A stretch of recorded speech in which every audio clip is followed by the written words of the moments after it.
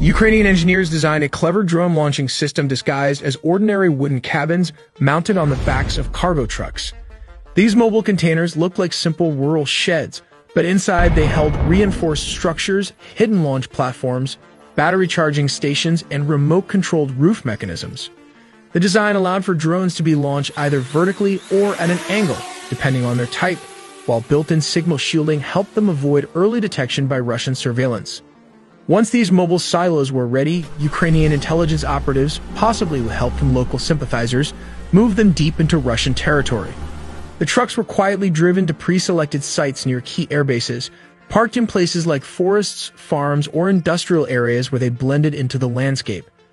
They remained dormant for days or even weeks, with drones preloaded, charged, and waiting for the command to strike. When the time came, encrypted activation signals were sent remotely. The roofs of the containers slid open and the drones lifted off, some vertically, others using ramps or compressed air launch systems for a silent start. Because the launch sites were positioned just a few kilometers around 2 miles from their targets, the drones were able to reach their objectives quickly, leaving little time for Russian defenses to react. Operators guided them in real time using live video feeds, steering the drones with precision toward parked aircraft, depots, and radar installations.